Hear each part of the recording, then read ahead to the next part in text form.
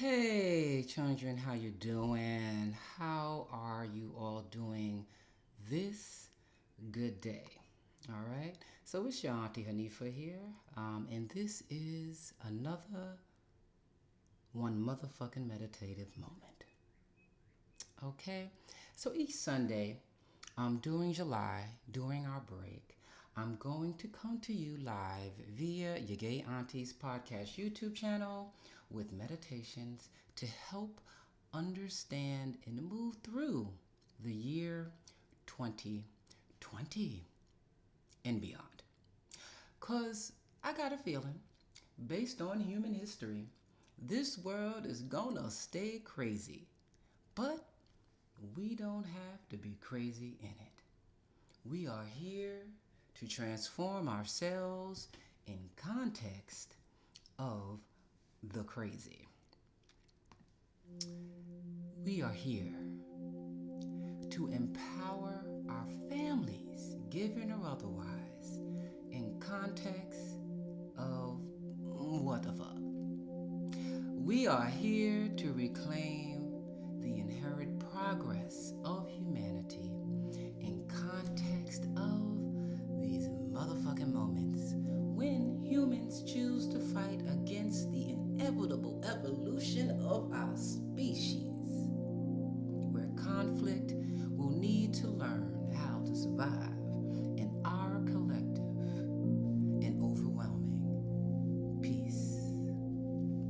Okay, so let's get in a comfortable position, seated on the floor or a chair if that makes sense for you. What's more important is that you become aware of the space around you, your body in that space, your sometimes overactive mind that lives within your body, and your spirit, which is in charge of it all. So let's breathe.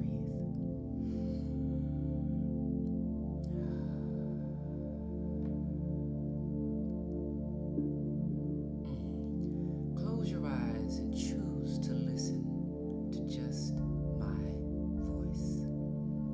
Allow yourself to be led down a short moment in time where we can explore what liberty means to us. Let's continue to breathe.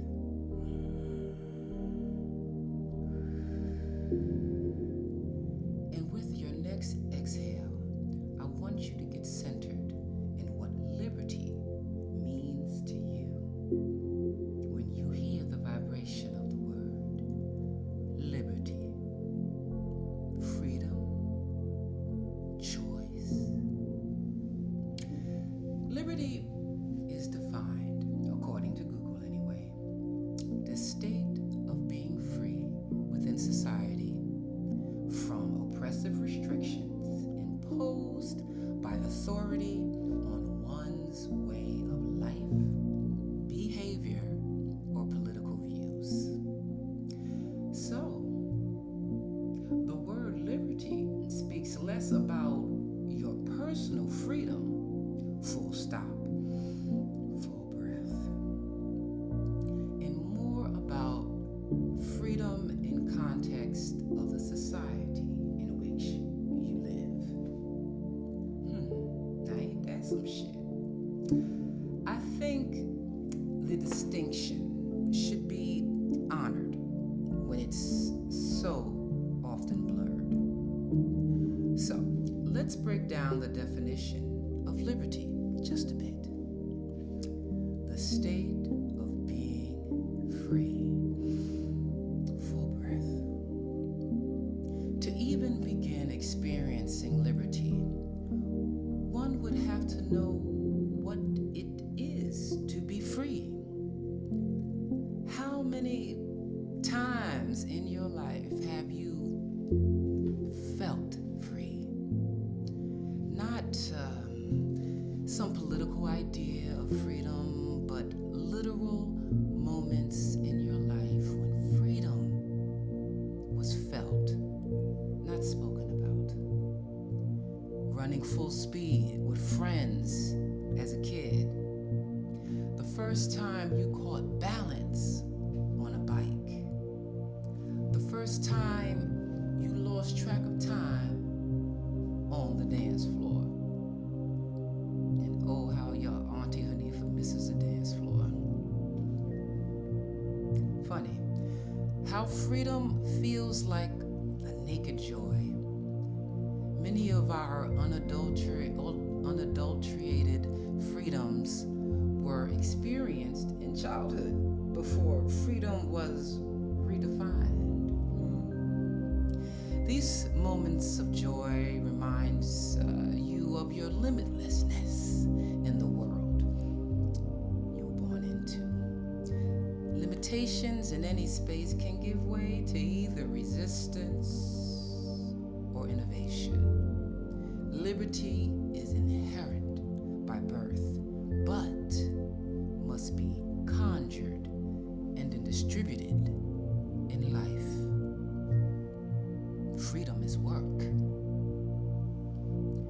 So when you first caught balance on that bike for the first time, right? It was a reminder of your potentiality. How intoxicating. So get to work. And get to work with others. Get to freedom. Freedom, joy, and peace are synonyms. There should be no consequences for any of them if they are created from a place where fear can't breathe and scarcity is shot for the color of its greed. It is a constant work of seeing yourself and then seeing yourself in harmony with others.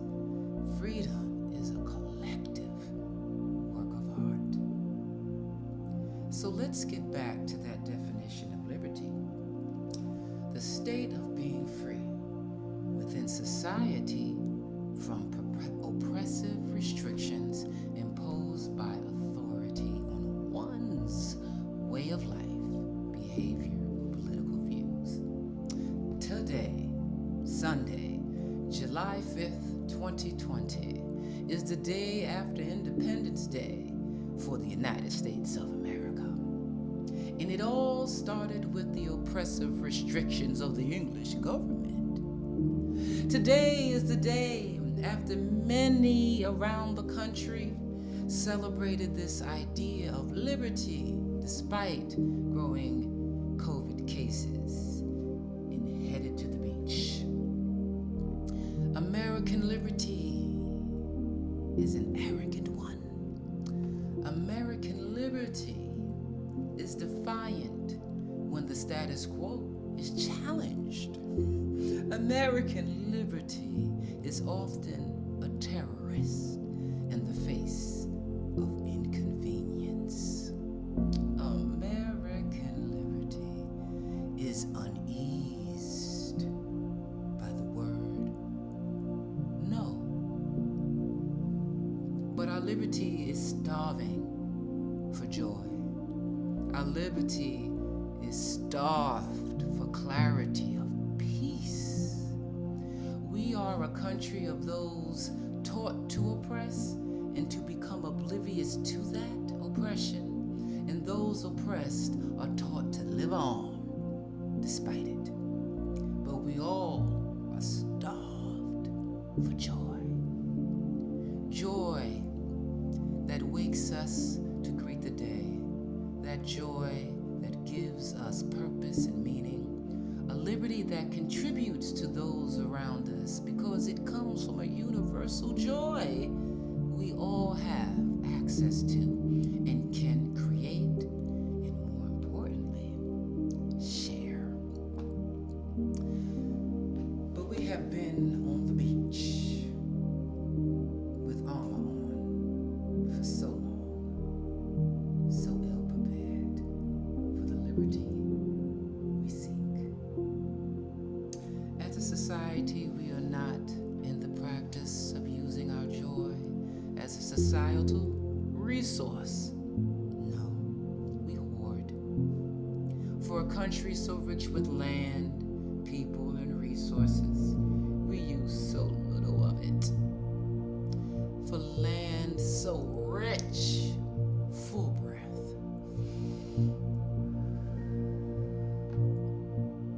so rich. In fact, we relegate liberty for only the rich and those white folks who can pass for rich on a dark night. For land, many times soaked in culture, in large part due to the African American population and its immigrant population.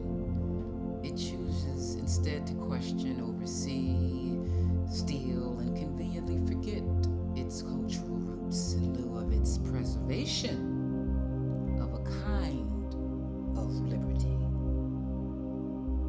a kind of fear of losing joy that itself creates the oppressive authorities that are imposed upon one's liberty.